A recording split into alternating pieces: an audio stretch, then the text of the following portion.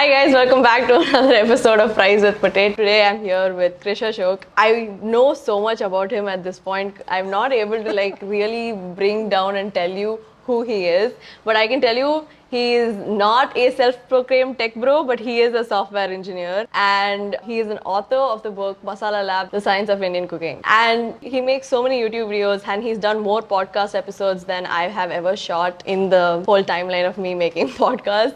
So I know so much about him right now. I'm really curious to know what Ashok does in his day-to-day life. And when you do a whole social media research about Ashok, you'll find out that he is actually a semi-professional violinist. Yes. And can you share a little bit about that and your earlier YouTube videos? You should really go check them. So I guess music probably was my first hobby, but I don't think it was a hobby till I got relatively decent at it, right? I mean, it was first forced on me, right? So most people in the mother side of my family are musicians. So for them, it's it doesn't matter what you do. You've got to learn some instrument or sing or play the mridangam anyway, right? There's no option. Right? So, and of all instruments to learn, violin is the most brutally hard, painful instrument, and you hate the sound of what you're playing. At least for the first 6 or 7 years, you have to keep at it. And then, once you kind of get semi-decent at it, you learn the basics of music. And then you suddenly recognize that, oh, you know what, I can play Ilayaraja songs, I can play other people's songs. Yeah, you do cover a lot of Ilayaraja songs, I've found. Yes. Yes, you can see, so my age will tell, I'm from the Ilayaraja generation and so on. But I mean, in a sense, that then gave me the skills to learn other instruments. So I play the violin, cello, and guitar and so on. Oh my God, so many instruments, guys. So many. Yes. So I was a semi-professional Carnatic classical violinist into my late teens. Did you pick the violin? No, not really. So it's just that legend has it that my at an office picnic that my mother took me to, there was another person, a famous violinist's daughter who was playing the violin. And she tells me that apparently you seemed very interested in it, and I don't have any memories of it. But since then, it's been the violin. But yes, I grew to like, and most of these kinds of hobbies, right? I mean, particularly music. I think you grow to like them once you become reasonably good at it. Right? So that's the way it's been. Yeah, and I've seen you doing covers with the Sanskrit music, rock, and it's so meta. It's so very it's very quintessentially a teenager or early 20s being angsty, but also I'm Indian and cultural, so need to bring both my cultures together. Because it's sort of I grew up in a household where obviously I learned Carnatic music, I learned Sanskrit and all of that, and obviously didn't really fit into that worldview, if you will. Wasn't really a fan of the Carnatic music establishment and the hidebound nature of how you have to play only traditionally, you have to do this, you must not play film music, you must only play this music and so on. And likewise, I think also the general cultural attitude towards glorifying the past and sort of not looking forward essentially meant that, as I got into my 20s and 30s, I was like, hey, you know what? I am going to demonstrate that I understand the past as much as anyone else, but I'm going to be completely sarcastic and snarky about the past and look sort of future. That's typically how you look at everything, I think. So for example, right, I mean, most of the songs that I picked for translating into Sanskrit, so there's a heavy metal Sanskrit version of Du Hast Rammstein. Yeah, Rammstein's Du Hast, right? And as someone who also learned German as a teenager, so if you sort of look at the lyrics of the song, it's a parody of the wedding vows, right? So you say, do you take me to be, and he says no, right? You lawfully, till death do us part, no, right? I said, good, it'll be good to translate that into Sanskrit. And the funny thing is that there was a wedding planner in North India who reached out to me and said he wants to use that as wedding music, right? Because it was in Sanskrit and he felt it was cool. I said, do you realize that it's actually not exactly pro sort of marriage? He said, no, it doesn't matter. Most people just like the sound of Sanskrit. They don't actually understand it. That's so valid. It's sort of very ironic in that sense. Yeah, that's so valid because that is true. When I listen to songs that are very culturally Tamil, I don't care what the song means. As long as it's Tamil, I'm listening.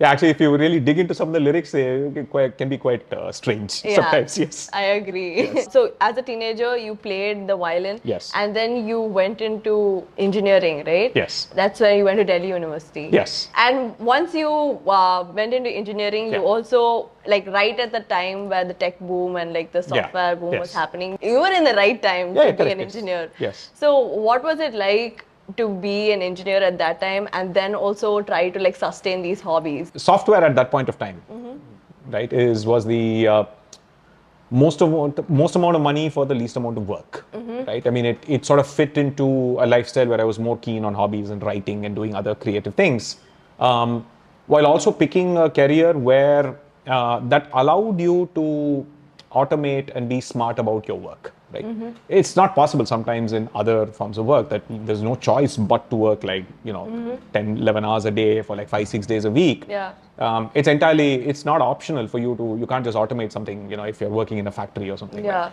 Whereas in software, the difference between a good software engineer and an average software engineer is that person can be 3 to 4 times more productive. Right? Okay. So you can actually make more free time for yourself, and you can. But although the industry itself has changed over the last 25 years and so on. But that was sort of my reason for going into software, and then I immediately went abroad, right? As people did back in the day. I was in the US for like 7 or 8 years. Through work. Through work. Yeah. And then that actually, US got me interested in other forms of music. I went and learned Western classical music. I taught myself the cello and guitar and started doing music production and compositions and things like that. Things that I don't think I could have afforded all of the equipment if I was, say, living in India, right? And in that sense, I think at one point of time, I sort of recognized that the skills that make you good at software are very much the same things that you can apply to be creative in most sort of endeavors like writing and music. And so it's sort of like, in a sense, I think it's learning to learn rather than learning, right? In software, you're almost always relentlessly thinking about breaking the problem down into smaller bits. And then the second most important thing is which of those bits will you do because it's really important. It's your creative output. And which of those bits are really just back-breaking, laborious stuff that really at some point of time, if you look hard enough, there's going to be some automation, right? I mean, obviously the Indian way of doing it is to outsource it to someone else, video editing, someone else do and so on. But for me, obviously being in the US, outsourcing to someone else wasn't an option. So I ended up then saying that how do I learn video editing in the fastest possible way? Like, for example, even the way I wrote my book, for example, right? I first wrote some Python code to download like 200,000 recipes from the internet, and then did data science to figure out what patterns were there in these recipes. And that's what actually see the insights, a lot of that, and which spices are used in which region, what combinations work, and so on, are all based on actually going through 200,000 recipes, which practically speaking would have needed a team. But of course, you can use data science now to do that, right? So even music, like for example, if you're like extraordinarily talented, like you're somebody who's playing for Ilayaraja or for Rahman and so on, you could just memorize or just read music and just play through one shot, 2-3 takes and you're done. That would take you 20 years of hard effort and training to get there. But then again, you can also use software to be smart about it, right? So I would often record shorter loops and then copy paste them, right? Examples rather than, and so in that sense, I think, you can apply technology creatively without losing sight of the fact that it's the end output that needs to be original and creative, and not just a showcase of the fact that you can use some cool technology, right? Okay. So in that sense, it sort of struck me that I think software and writing and music and cooking and all of these things were all tightly interlinked in the kind of mental sort of meta models you need to be good at. Right? Okay. I mean, so that's why my hobby is not like skiing or marathon running or something, because you can't software hack your way to a marathon, right? Technically, technically you can. Yeah, I know. You still have to like work insanely hard and then damage your knees and all that. Right? Because you manage your pace. Yeah, correct. To that end, yes, but yeah. So in that sense, so that's how I chose all these things. That's a very engineering way to look at things, and I feel like that's how you looked at food when it came to your book as well.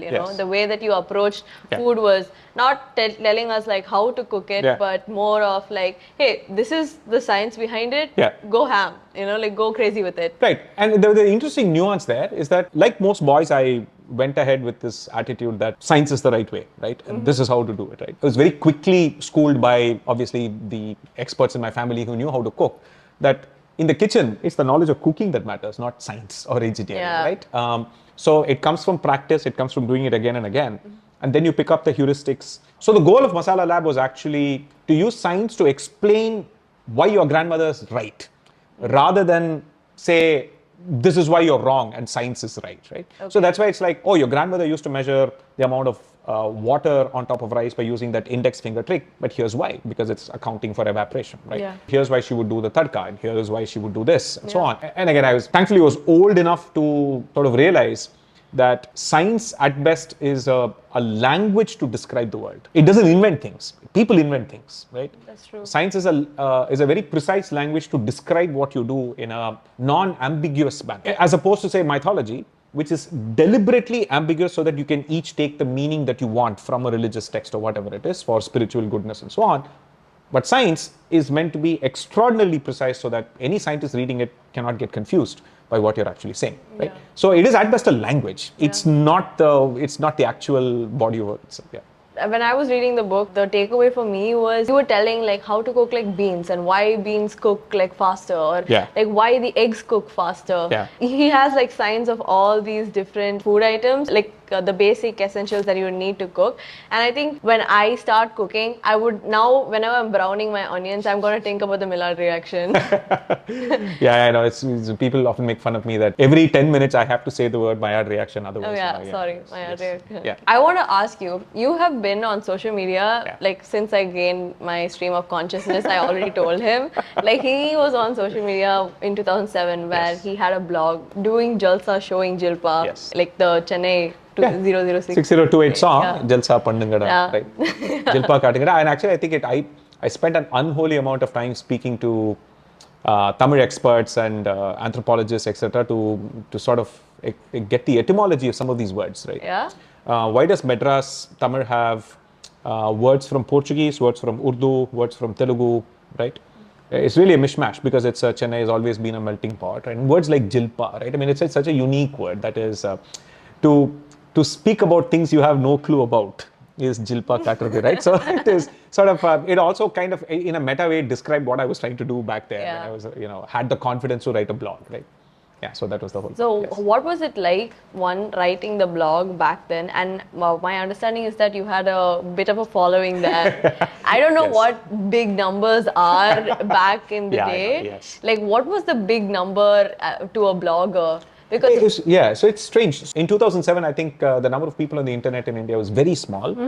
Blogs themselves were relatively new, and social media per se did not exist outside of things like, say, Orkut, which was sort of catching up. And then Facebook wasn't accessible to Indians, by the way, right? Unless you were in a university, US university, you didn't have access to Facebook and so on. And what was interesting was that because IT kind of started out in the southern cities like Hyderabad, Chennai, Bangalore. So it's essentially people from these cities that started blogging. Okay. And so a lot of the early generation bloggers were all people from Chennai, Bangalore, and Hyderabad, right? And they were sort of like the pioneers, and it was game changing for its time because it was like the idea that anyone could say anything.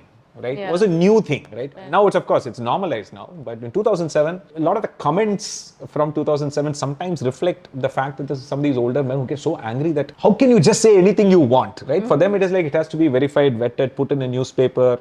At best, you have to write to the letters to the editor, and hopefully you might get, published, and so on. So it was a very different time. So at that point of time, I think getting 20,000 views in a day meant that you were probably in the top 10 blogs in India. Wow. Right? That is what success sort of looked like. Yeah. Right? And success at that point of time really just meant that publishers would look at these popular blogs and say, these people seem to have a bit of an audience. So why don't we ask them to write a book? Right? Okay. So that was pretty much the only avenue to success for anyone who's a blogger. Okay. Per se, right? Or maybe your blog went on your resume.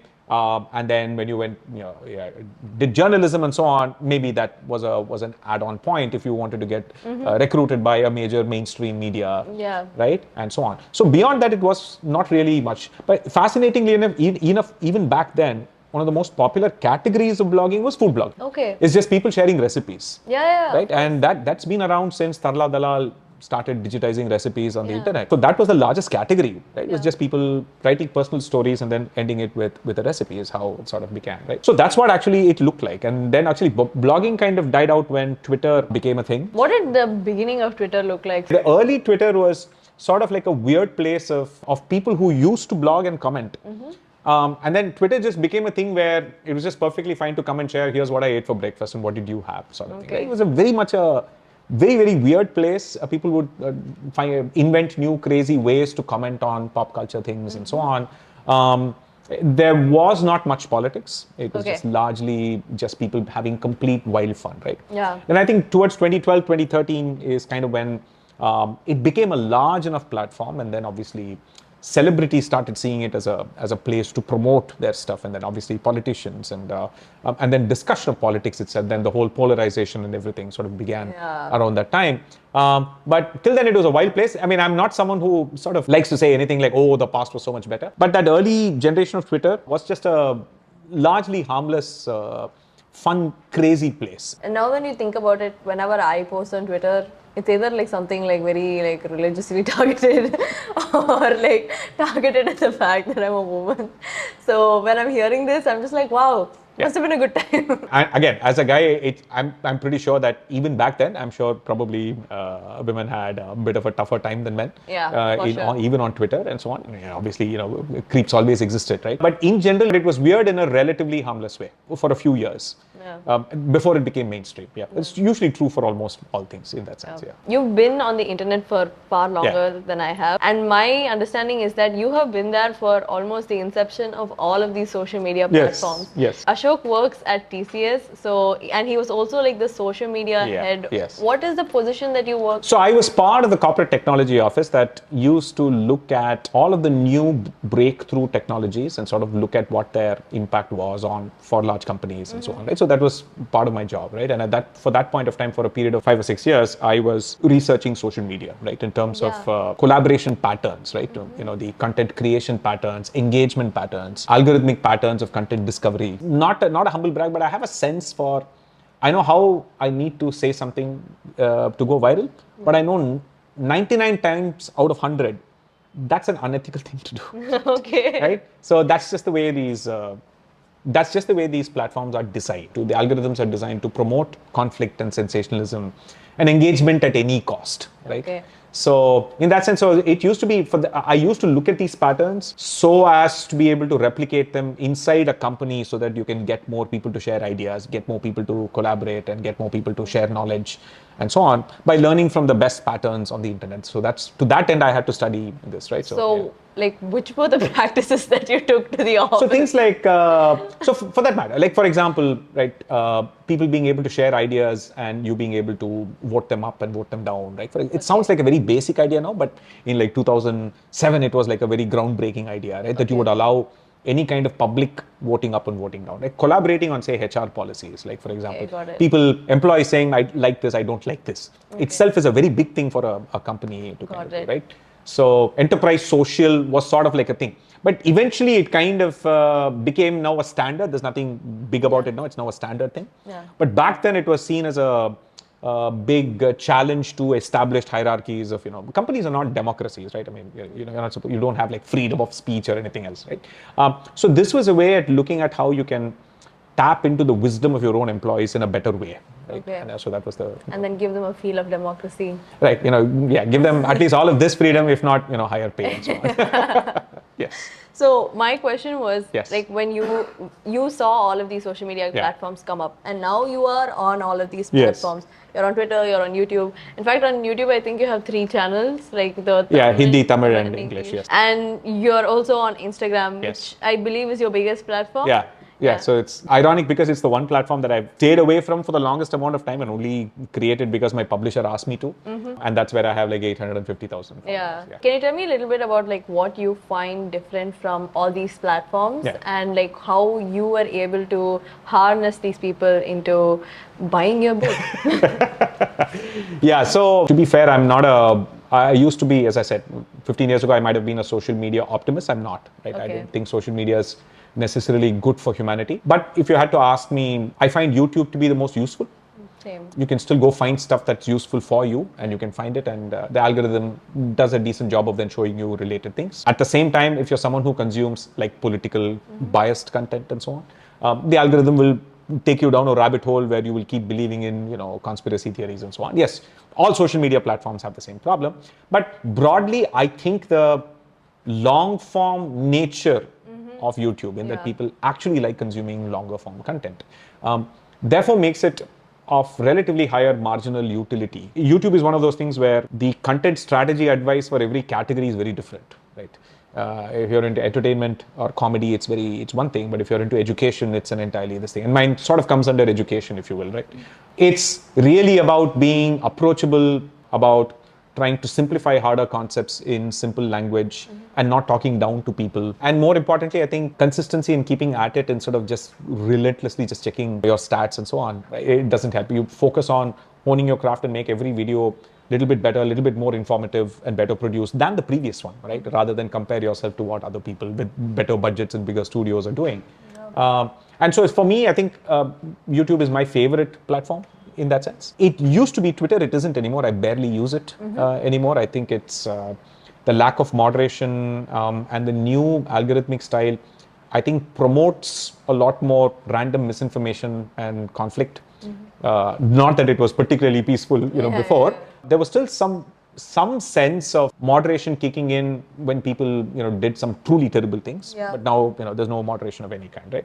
And so in that sense, I would have to say both Instagram and Twitter are roughly at the same level in terms of, in that I'm not a huge fan of the effect that they have on society. But the thing is that they command a huge amount of attention. And I hate the fact that people mostly get their information from 90-second or 60-second videos. The ironic thing is that a lot of my growth on Instagram can also be attributed to 30 or 60-second out of context clips taken out of a 3-hour interview of the most provocative thing that I might have said, but I might have explained the nuance over 2 hours. I've seen them. Hey, this is what that podcast is going to sort of post because they want growth, everyone wants growth, and it makes a lot of people angry. And I think anger and outraging people gives you 10 times more growth than organically building an audience, right? So that's just the sad reality of it. And in a sense, I think it is unfortunate because I think it's creating an illusion where people think that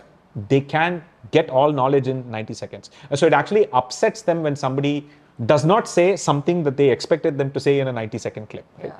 A medical, like a medical textbook of one part of one bone of your body is like some, 900 pages long, right? I mean, it's knowledge is hard, right? And health and nutrition are really complicated subjects. But yeah, so I these newer platforms like Threads and all that, I mean, it's still very early. Sort of feels like a Twitter clone. I think it looks like certain category of people with certain politics have moved to Threads and certain politics have stayed back, on Twitter and so on. One social media platform that I'm not very active at, but actually I find tremendously useful is Reddit.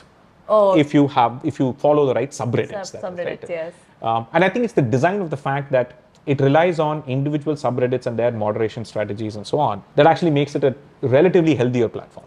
Can you tell me a little bit about like how you went about writing your book? You said that you spent 5 years writing that book, right? And I want to know what was the process of writing a book, getting it published, and doing all of this with like a proper day job. As I said, since I had like this semi-popular blog from back in the day, Penguin approached me at the peak of that blog's popularity that maybe you should consider writing a book. At that point of time, I had this typical tech pro mentality of, books are going to die, right? When I have a blog, why would I need a book, right? Now, why would I take a fraction of the royalty, right? And so on, when I could have all of the attention myself, right? So I actually genuinely used to believe that when the iPad came, that books will die, absolutely, right? And then authors can directly publish to those kind of devices and Kindle and all that. And then, why would a publisher be required, right? So over time, obviously, I think, you also learn a little bit more about the world. You kind of also begin to appreciate why books still have value. And more than books having value, why having someone fact check you, edit you, think about the structure of the book and think about the marketing of the book, all make a difference, right? So to that end, I think pretty much when the pandemic came, I mean, I'd been really thinking hard about the science of food for a while, right? I mean, where did your interest start from? So in food and cooking, I've always been interested in cooking. I used to cook all the way from when I was a teenager. Then I was cooking when I was living in the US, right? And so my approach to learning cooking was again very software-like, right? So I I got all recipes, looked at patterns, and then found out what Ashok ratios. really engineered every aspect of his life. Like, No, I he did. really did. It retroactively feels like that, but it's actually, to be honest, it's more this sort of engineering approach to breaking things down into smaller things is actually a crutch for someone who not necessarily good at memorizing stuff and cracking exams. Yeah. So for me, it had to be something that I had to break down to first principles. I Yeah. just applied it everywhere, right? And so this again, looking at cooking, looking at those patterns, focusing on the heuristics and not on the recipes, was something that I'd started writing, documenting, and then sharing on Twitter, right, and so on. And then when during 2020, Penguin came and said, "Why don't you write? I mean, now surely you have some free time now." Yeah. I said, "Okay, maybe now's the time. I do have some free time in the morning. It's work from home and so on." So I gave a couple of proposals. One was a steampunk sci-fi short story set in Chennai. You should definitely write that. You should definitely. So write actually, that. I plotted out all of the stories, because I had to send the abstract and so on, right? And then I said maybe one on the science of Indian cooking because nobody's written a book about the science of Indian cooking. And they said, let's do the non-fiction because, during, the pandemic, the belief was that people want to learn stuff and this would be a good topic, right? Okay. Fiction didn't particularly do well during the pandemic. Popular YouTuber now has 100,000 times more visibility and reach than an author or a publisher, right? Or a published book. But a published book has a longer cultural lifespan than a YouTube video. That's right. I mean, true. we don't remember the videos from last year, right? Yeah. I mean, actually, a few weeks ago, right? But a book still has a longer staying power because of the nature of how the printed word works, right? I think when I was younger, authors were much cooler than than how they perceive. Yeah. I'm perceiving them now. Yeah. Because I feel like even the authors had this cult following. Yeah. You do too. So it makes sense what you're saying because I feel like the authors themselves become these cultural people. Yeah, because again, to be fair, I think the best authors today are also really cool and interesting people, but I think you're swamped by the fact that there are probably a large number of mediocre authors because the entry barrier to publishing is smaller. Right? Okay. Anybody can blog, anybody can write, anybody can self-publish. Yeah. There's also now, I think, it's a phenomenon of just publishing influencers. Yeah. Who might not Self-help necessarily books. might not necessarily be great writers, right? Yeah. They probably are fantastic marketers and people who can say something smart in 30 to 60 seconds. But writing 65,000 engaging words in a 250-page book is a different skill. Yeah. Right? 100%. I agree. And again, to be fair, not everybody who can write 65,000 words can be compelling in 30 seconds. Yeah. These are just two entirely different skills. Yeah. I had enough information gathered over the previous 5 years, so it really just took me 6 weeks to come out with the first draft, right? Again, as I software hacked my way into it, so there's a tool called Scrivener that allowed me to set a daily writing target. Okay. So I had all the research dumped into it, and then the interface literally encourages you to focus on nothing except just the writing. And it sort of gives you a countdown of the number of words you've written. So once I hit 3,000 words a day, right, I would just say, yeah, I'm done for the day, right? And then I would come again the next day and do it, right? I think sometimes people think more software is better. It's not right. Sometimes less is better. And sometimes that's why some writers still use typewriters. Typewriters, yeah. Yeah, so I ended up writing the book. And then obviously we did take about 3-4 months to review, fine tune the tone. They made me take out about 90% of all of the Chennai jokes. No, I loved the Chennai jokes personally. Yes. Penguin, if you're watching, Yes. I need to tell you, the Chennai jokes were the biggest selling point for me. Yeah. They were these thermometers or these degrees and all, and he's 24, 29, yes, 29. Chennai degrees winter. In fact, that was they allowed that one. Oh my God. Yeah, so, and I told them that, look, the single page of the book that probably sold the book more than anything else because it was shared on social media tens of thousands of times is that page. Yeah, I feel like the Chennai in books is not as spoken about. You see books written about Mumbai being romanticized or even in the Delhi life. But Yes. how many books do you have about Chennai? So Yeah, it'll get there. I personally love the fact that you are from Chennai. You are Yes. from Chennai and you wrote this book. And I love the fact that every time Chennai came up, I'm totally relate to this. I Yeah. bet other people can't do this. No, in fact, I think the other weirdly interesting thing about Chennai is that it's remarkable how people, for every complicated, really deep human situation, everyone in Tamil Nadu has a Vadivelu reference for that. That's In that they know exactly that meme and that dialogue to use in WhatsApp, anywhere, right? Yeah. They can turn like the Russia-Ukraine war into a Vadivelu. explained using a series of Senthil Kauntamani or Vadivelu references, and they'll all be like spot on. And the other person hearing it will understand that. But actually, you know what?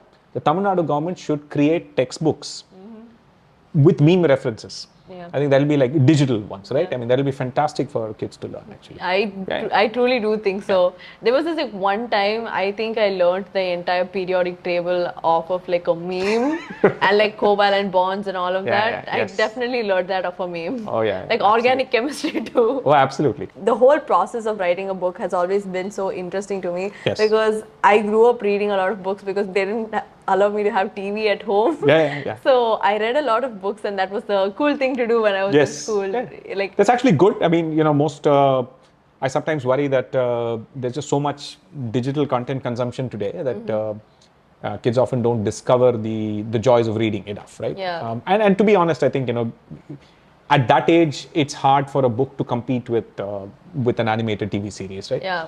But I think it's only later you kind of recognize that reading and writing are entirely different things. 100%. Right? So one is consumption, one is an act of creation. And there is no activity that you can do that forces you to think deeply more than writing, right? Especially when you know that what you write, I mean, if you're just writing a personal diary, it's okay. But then you want to, even if you're publishing it as a blog, right? I mean, the very fact that it's going to be read even by 20 people forces you to think, forces you to frame your ideas logically and so on.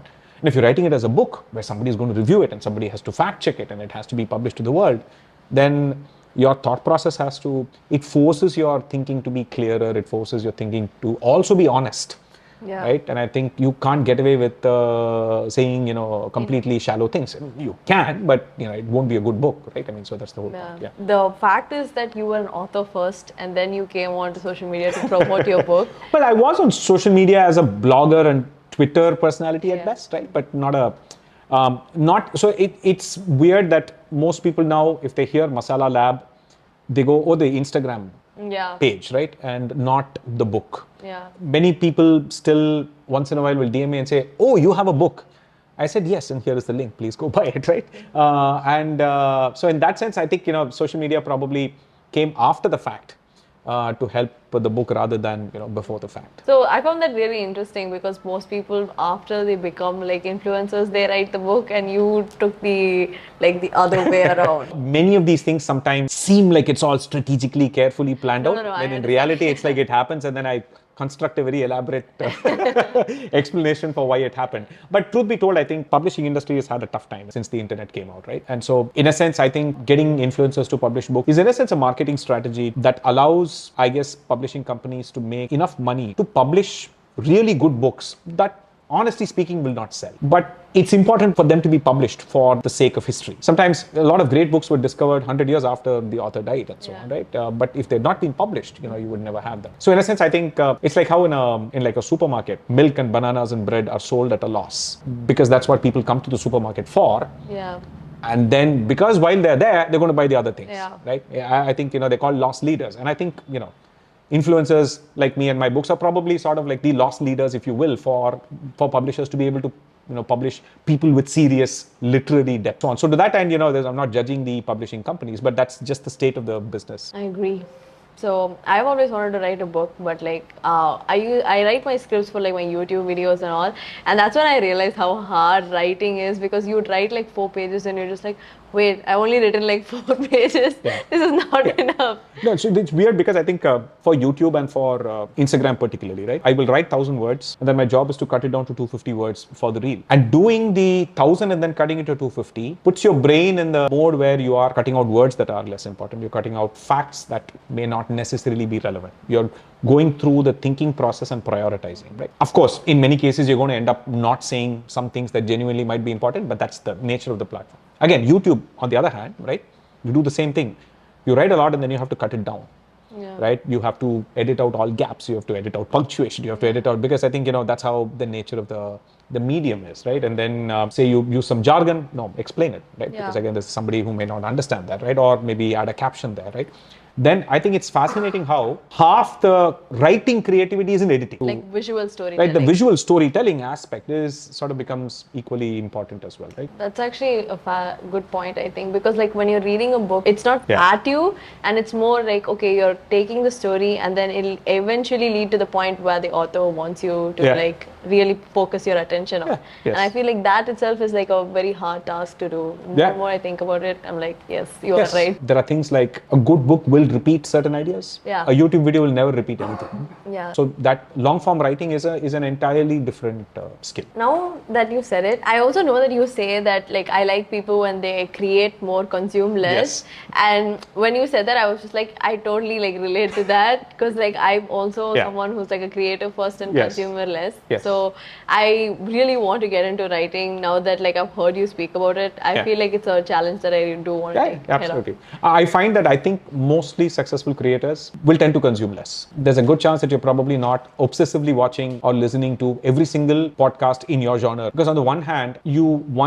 maintain that sense of originality, and you do not want to be very subtly influenced by what others do as well. Exactly. So when I was watching like your podcast, right? So every time there's a podcast episode, like a guest comes, I do like a whole internet whole stalking thing where I have to know every single thing about them. But one thing that I don't do is like watch a lot of podcasts about them, which I think I made a mistake with your podcast. Like, because I watched so many of your podcasts because I never thought that I'll actually have you on. And I had watched some of them earlier as well. And like, I was telling my brother, like, I'm not as intelligent as this man. I don't know. I don't know what to ask him. I don't know what, like, anything, like, food related. And he was just like, you know, you don't have to be, like, another, like, podcaster. You can just be Samiha and it'll work out well. Everyone is intelligent in their own ways. That's all, right? It's just sometimes some forms of creative expression become more viral, and suddenly people get the sense that, oh man, this person must know everything and so on. No, but I've seen you speak in depth. You don't have to. No, I know. I often remind people that you know, people will often ask me for like actual like medical advice on Instagram, and I have to remind them that I'm not a doctor. People have to see the difference between a doctor and a science communicator. Doctors themselves, like a Dr. Pal, like Dr. Santosh and so on, they play both roles. They are doctors and they also have a science communication persona. And it's important for people to recognize that they both are very different things. A doctor-patient relationship is a private, one-on-one, highly personalized. The kind of advice you give a patient is completely contextual to their background, these things and so on. When the same doctors on social media, 90% of the stuff that they tell an individual patient, they cannot broad base as advice. Right? It is remarkably sort of hard thing for one person to do both very well. And it's remarkable that, you know, people like Santosh and Dr. Paul do that now, Dr. Arun Kumar and so on. They do that fantastically well. Especially in a space that is filled with so much misinformation. Right? So in that sense, I think social media also creates a certain illusion, because people keep receiving my videos on their WhatsApp, or they keep seeing it somewhere else all the time. They somehow get the feeling that I'm somehow on this all the time, right? And they don't recognize that I spend maybe a couple of hours on the weekend doing these things. And the rest of it is just simply the algorithm amplifying it all the time. People, again, to be fair, misunderstand being articulate in 90 seconds for being intelligence. No, but you truly do keep up with Dr. Pal when you're talking to him. I was stunned. Like, how does he keep up with the doctor? In fact, when you were speaking to Dr. Pal, I feel like Dr. Pal was more like interested in like hearing what you had to say. He was like, he was really into it. And I feel like because he's a physician himself, and you speak about food and he speaks about the gut, and it was like a huge exchange of like, it was a big knowledge exchange going on over there, because he was actually, I think, like he said in the podcast itself, it was a very cathartic moment for him, you know, because he was getting more knowledge about food, because that's the most important thing for the gut. And I was actually so stunned to see how you could go toe to toe with like a doctor and actually have him be interested more in what you're speaking than actually a doctor. No, so he says in the video that doctors are not actually trained in food and nutrition at all. That's why he was so it's a complementary thing, right? It's not so. I'm not venturing into his area of expertise. It's something that he has built an interest in food as a result of his specialization in gastroenterology. Yeah. And so on. He's had to do, obviously, meet people like me, read up and meet other experts that he meets on his podcast to understand more about food, right? Yeah. So people sometimes forget that there is actually complementarity in knowledge as opposed to opposing views, Yeah, right? of course, yes. If you have the right frame of thinking, you could put people with opposing ideas and still come out of a discussion learning more from combining them rather than opposing. Yeah, 100%. Yeah. I feel like that's a learning that I definitely take from all my podcasts is that usually I don't agree with all of my guests. Like personally, I would just not agree with what they would say. Yeah. But then again, I would go back home and think that, there are people who think like this and I need to account for that because my way of thinking or my opinion or how I perceive the world isn't the only way the world is perceived. True. And I think that a lot of people don't know that. but generally, I feel like I'm more accepting of like different worldviews than mine. But yes, when you said that like people come off as like intellectual because they string a few words together and do it well, that's not you. Okay. Thank you. The mistake that I made was like consuming so many of your videos. I feel like a lot of my curiosity was like quenched when I watched. Like I said, he's done a lot of podcasts. Yes. So he's talking about... they all ask the same questions. So I know a lot about like food and other things about how... I often have to like find how can I answer this different because I know this is going to be edited out into a reel. So it's going to sound exactly the same. So, but at the same time, I don't want to say something opposite to what I've said before. That's the nature of the beast. Wow. I also want to ask you, this is completely related to podcasts. So you do participate in a lot of podcasting, right? And like you, especially since you came here, I genuinely wanted to ask it when you came inside, is what do you actually get out of like speaking with so many people? Is it the fact that you're able to amplify your work or the fact that you're able to discuss ideas with more people? The clear, shallow, immediate goal obviously is the fact that you reach a newer, large audience. It's a straightforward thing, right? There's nothing shy about that. But I think I then also end up picking and selecting the ones where the fact that it is long form is, I think, because I as much as I'm known for short form content, I'm not a fan of short form content, right? And so I think it helps me clarify and elaborate on some of the ideas, on some of the more contentious things that sometimes people get very angry with when I say that jaggery is just sugar. And people get very upset. But on a podcast, I can explain why over a 5-10 minute period and so on. So it allows, it then allows me to clarify my own thinking. For me, just purely, I see going on podcasts like going to the gym. Okay, it's like a mental exercise. Right, it's like a mental exercise. And I think every interviewer, the good ones, come at it by asking different questions. They come at it by pushing back on certain things that you say and so on. And I think that in a sense is why I enjoy going on podcasts. And then plus I think the fact that it is predominantly a audio medium, despite the fact that you are recording video, right? I mean, it's predominantly fundamentally an audio medium. It's also on Spotify. Yes. Right? That's actually a very well put out. Obviously you had your reasons, but I was really curious because I've never seen someone go to so many podcasts before. And I think I would be tired of explaining the same things again and again if I went to a podcast. But it's okay.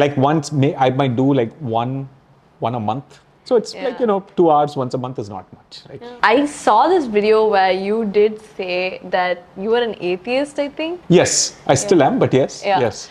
You grew up in Chennai and your family is from Trichy, I believe.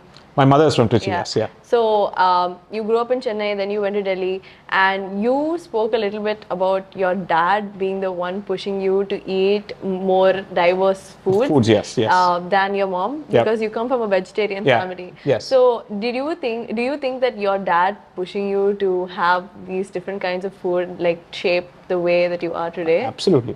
I think in my blog also I kind of write a lot about my father's attitude towards allowing us freedom outside of home to do the things that otherwise would not be acceptable at home.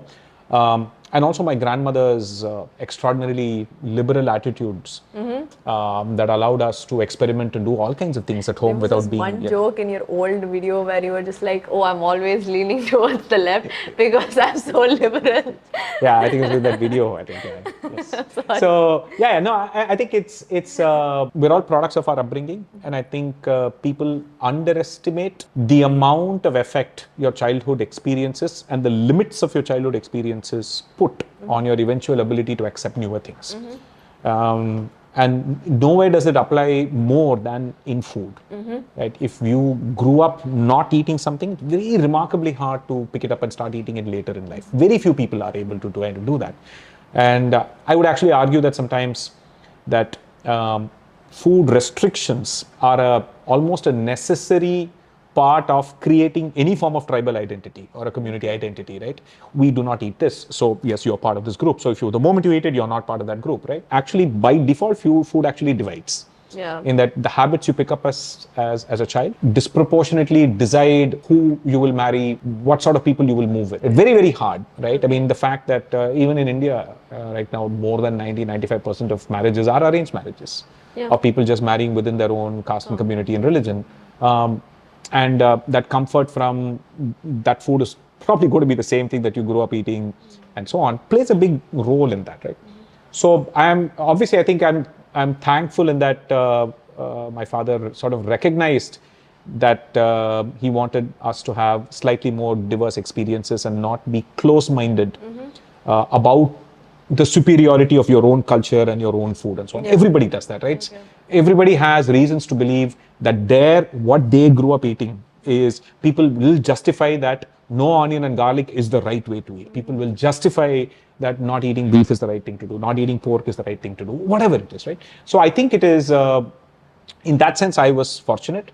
But this, the fact that you then experience other ways of living and other ways of eating earlier in life will naturally put you in a frame of mind where by the time you reach your teenage or late teenage, young years and so on, you're like, clearly just the religion that I grew up with or the belief that I grew up with cannot possibly be the only correct thing. Yeah. Right? You kind of recognize that it's probably a product of geography and culture and history.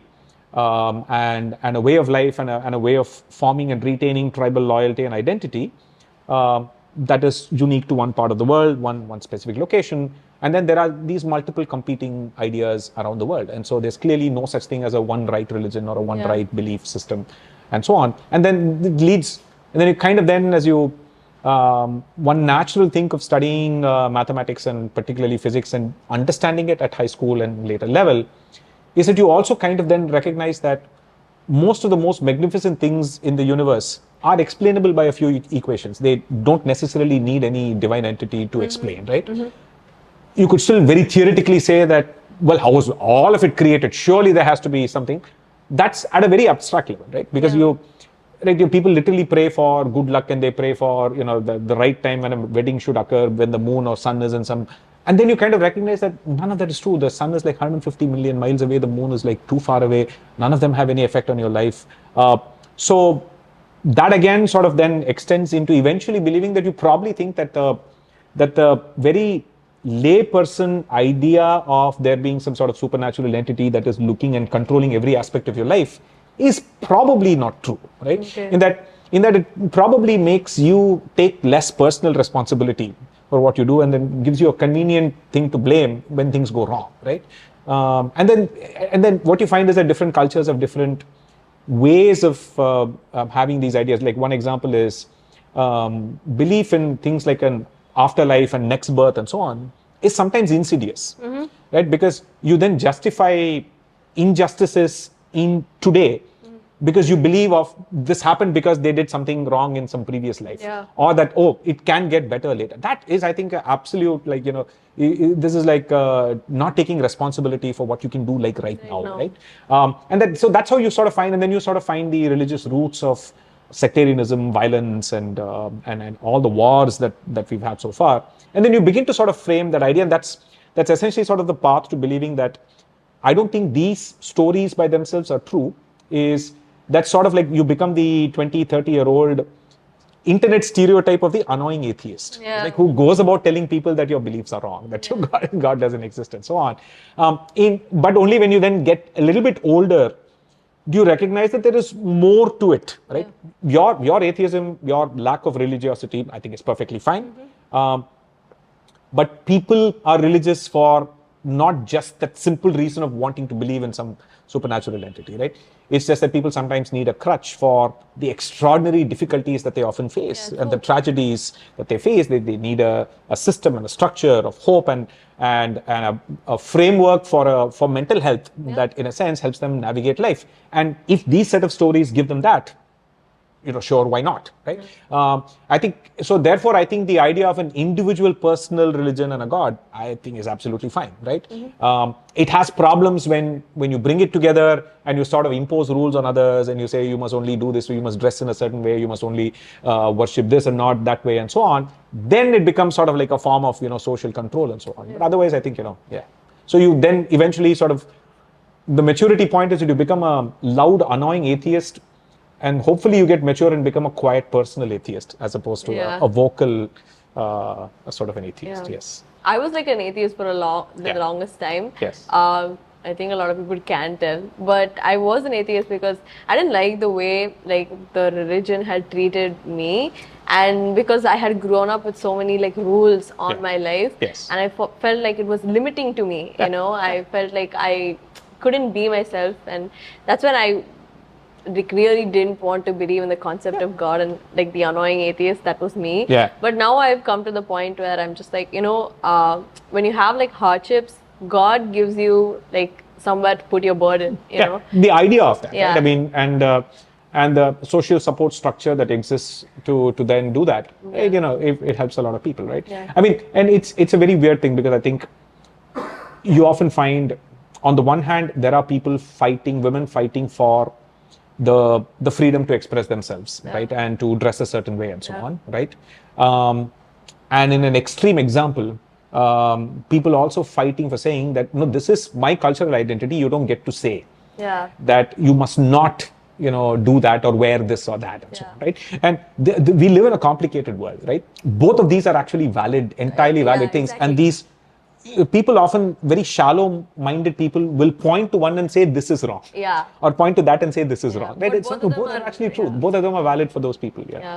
Like I feel like people forget that you can coexist with like ideas that conflict with yours. Absolutely, and you don't have to prove everyone right or don't wrong. have to, yes. And I feel like that itself like will remove a big burden off you, and it will actually help you respect other people, because I feel like once again, a lot of people tend to perceive the world as like the way I perceive the world is the way it's the right way. So the more you're like open to perceiving the world in different ways, I feel like you'll be at peace. You will be at inner peace. And I think you sort of also, people sometimes forget that, I mean, you might want to break this down into what do you actually want to achieve versus, like, if your achievement is, I want to win an argument with my mother. I think that's a shallow achievement, right? I mean, so, like, for example, I want my mother to let go of some of her traditional dietary practices that are religiously ingrained and consume more protein, because that's good for her health, right? I don't mind fighting with her religious ideas to do that, right? But she wants me to drag me to a temple or do some puja at home. Me saying no achieves nothing, absolutely, right? Other than some intellectual idea that I don't believe in this, so I will not listen to you. I think you can do both, right? I mean, you can figure out ways to get her to eat more protein, while also, occasionally accompanying her to the temple or whatever she wants to do, right? I mean, I think it's, people forget that, India is, if there's one thing the Indian subcontinent can teach to the world, which is that you can hold 1,000,000 contradictions and still be peaceful. Right? And you can appreciate and tolerate 1,000,000 contradictions in your own life, not just in others, right? Right? ISRO scientists will follow Newton and Einsteinian equations to launch a rocket to the moon and Mars, but not have any problem doing some small puja or some religious festival for the good luck of the rocket, right? But they're not using the religious ideas to actually design the rocket, right? But it can serve as a social anchoring of some kind to say that, look, we've done all of this, 1,000,000 things could go wrong. We want all of them to go right. It's just we want to get into the right mind space. And so that's why we do this. I think, people just forget that that's really what any form of collective prayer or any form of collective ritual or any of these things really are. Yes. Now everybody will be in existentialism. But regardless of whether you believe in your religion or not, respect it. To each their own, right? Yeah, to each their own. Yes. And don't come at me also. You work in AI now, right? Yes. When do you think that, and I also read this article you posted, I think, from moneycontrol.com, where you use AI to write your content. Yes. And I found that article very interesting, and I was just like, wow, that's actually I hadn't thought that you would think of content in that perspective, because the way I think of content is very more root level, writing it down, ideas like that. Yeah. But the way you approached it was completely different. Yeah, Obviously, yes. he engineered that also. Yeah. But I wanted to ask, what do you think would you change in social media if you had the power right now? And what would you think the generation that is born with AI, what would the difficulties for them be? It's really hard to predict because AI is a very exponential technology. So, which is why everybody from 6 months ago sounds very odd now. Because it's moved so much and it's changed so much, right? Yeah. So I think in that sense, it's an exponential sort of technology. But at the same time, I think we're also tremendously overhyping and over-expecting what this current generation of large language models, which is the ChatGPT and the likes, can do.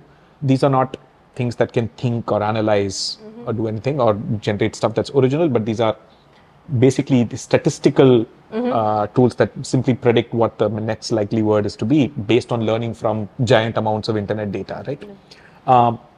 That by itself has tremendous use. I mean, it's good at things like translation. Yeah. It's also good at things like mimicking someone's style. Yeah. Right. It's also good at things like summarizing. If I had to search through 200 books and I just want to get the sum and substance of one specific subject from all of them, this is a great way to get that. So otherwise I would have to spend months in a library, right, in the past to do that, right? So in that sense, I see the use of AI in my own content creation workflow precisely in the way I've always thought about it, is that what parts of what I do are better done by something else and not me. And that is things like, research, summarization. And then for a creative person, I think the hardest problem that they often fail to admit is staring at a blank slate. Yeah. Right? So if the AI can give me 30 ideas, of course, every single one of them I have to rewrite. I have to really edit it down. But it starts me off somewhere as opposed to starts me off at zero, right? Yeah. I think that's essentially where I put it to use. And that interview is actually funny because we spoke about for an hour and this was for 5 minutes. And that's what he chose to write the article about. But that's the nature of clickbait, Yeah. Yes. Wow, I didn't know that. Yeah. So now you were in the generation that was born before the internet, experienced the internet, experienced social media, experiencing AI, and I'm in the generation that was born with internet and now experiencing AI and all of that. So we now know that social media has so many adverse effects, especially growing on teenagers and adolescents who are experiencing life by consuming content. You're forming your ideas in your head by looking at these posts, and I feel like that itself is very harmful because you won't have the regulations in your head to tell you that this is not the way you should look at life. So with AI, you get fake documentation, and you also have the fear of videos that can be misutilized, especially if you're creating at a young age. I know a lot of people who do.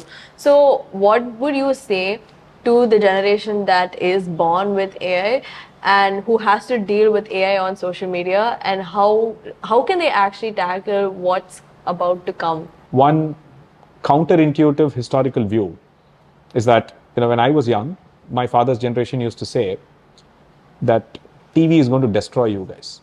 That you guys don't read a book, you guys don't sit and think to yourselves, you just turn on the TV and watch it for hours and hours. Right? And then the TV generation said the same thing about the internet generation and the video game generation. And I think the original first generation of the internet people said the same thing about the social media. Saying that these algorithms will destroy you, you're not You are not sitting and curating your own stuff. You're letting algorithms curate it for you, right? And now this generation of social media users is telling the AI generation that you're just simply letting AI generate these things. You don't know what is true and what is not, right? And if you kind of step back into history, for most of human evolution, we did not have literacy or books, for that matter. The printing press came around in like the 15th century, right?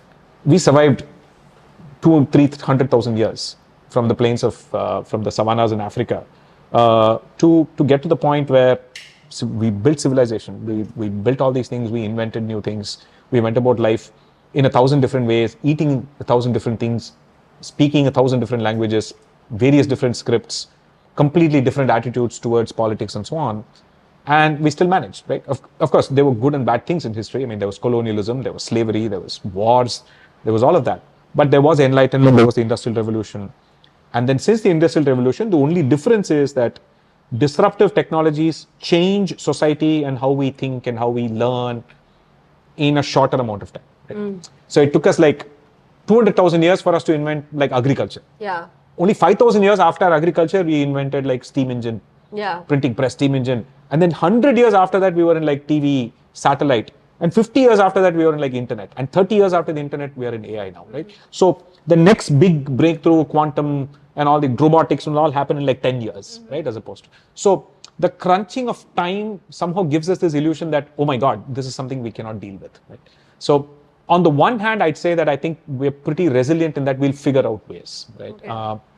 See, for example, there's already a movement afoot in the US to ban social media and smartphones in schools, right? In fact, I think there are some schools in India that are now suggesting that if at all parents, for safety purposes, their kids need a phone, it'll be a dumb phone, right? And not a smartphone, right? And this is, so it will eventually slowly happen where we will figure out what's healthy, what's unhealthy, right? We've done that with food, right? And we used to eat tons of things like trans fats that we then learned were unsafe, and now we're not allowed to have trans fats in food. So I think we will do the same thing with the technologies that we use. And so to that end, I think AI can be both a tremendous opportunity, a missed opportunity and a huge opportunity, right? A huge opportunity in changing what learning means, right? I mean, AI will allow you, every child, to learn in the way that they are comfortable. So we all were part of school. We all know like 5 kids get it. And like 10 kids struggle but get it. The rest just struggle. Right? And the last 5, they have a nightmarish time. And it's not because they are less intelligent. It's just that you teach in one way. It just so happens that 5 kids are able to tune into that way of teaching. You're not able to teach every kid in the way that they can learn, and AI will allow you to do that, because you can now go revise things with ChatGPT. You can speak to these AI tools and get it to explain Pythagoras theorem in a way that you understand like 1,000 times, right? while you're sleeping. Have a personal tutor, etc. Have a creative assistant like me that allows you to have strengths in places where you are weak, so you can focus on your strengths. So that's the positive way of sort of looking at it. But this will not be without the fact that it will result in more fake content. It will result in a few people being extraordinarily lazy and cheat at exams and do these kinds of things. But that's always existed, right? I mean, scammers and hackers existed on the internet. Right?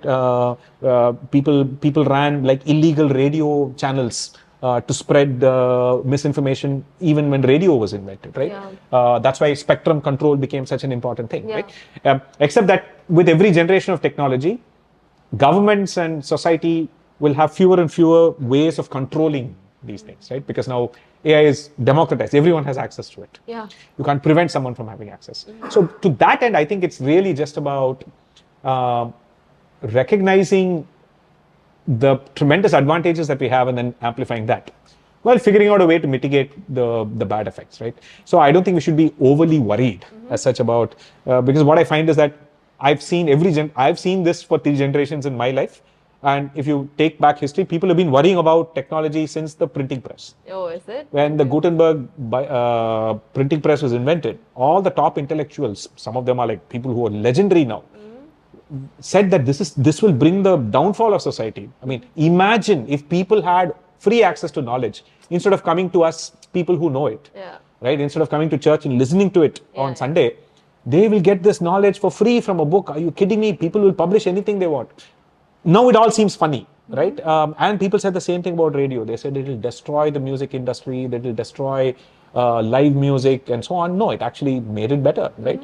People said TV will destroy kids and TV will destroy attention spans. It did not, right? The internet did not destroy, video games did not destroy people. So I think in that sense, I think we almost always overestimate the harm in the short term and underestimate the gains on the long term. Okay.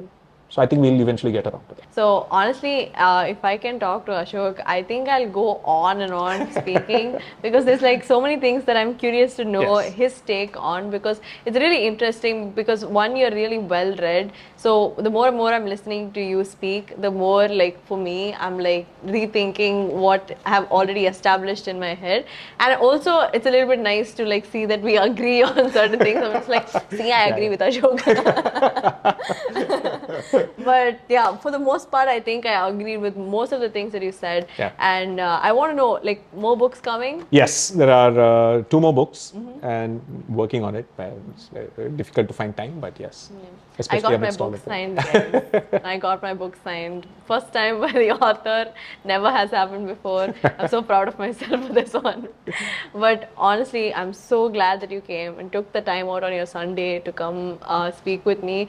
I've never, like, I don't think I've like received so much knowledge in 2 hours. Thank you. And it was really very nice speaking to you. And you know, not gonna lie guys, I have more questions in my book, but I feel like if I keep asking, it wouldn't be like, I feel like I would bombard you with information as well. So I'm just gonna keep it short and sweet. I think I mostly try to cover everything that you've covered, like music, your experience with AI, food, and honestly, there's so many things about yourself that I wanted to know. But yeah, I'll link down other podcasts that I thought. Actually, Satya's podcast, I really like that one. I'm going to link that one in the description of this video, so you can actually get to know him more personally over that. I think. Okay. Thank you. It was also a more, far more interesting interview because I regularly keep going on podcasts and I'm asked the same questions again and again on food, because it's almost as if I think they keep asking the questions, burning questions that people have about food, and they all end up being the same thing, right? And so it was good to explore a wider range of topics. Thank you. Thank you so much.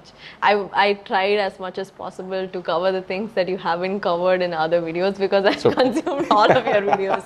You know, like I'm like, not gonna lie, I'm a big fan, you know. So for me, this is a very fangirl moment. So I tried as much as possible to ask the questions that were like missed opportunities. I feel every time I like heard something in a podcast, I would write the question down thinking like, why did they miss this thread of questioning? And I'm sure like right now as I'm speaking, I'm understanding why they missed the thread of questions, because I do have it in my head. It's just that if I ask it, I'm sure this is going to be a 4-hour podcast, you know.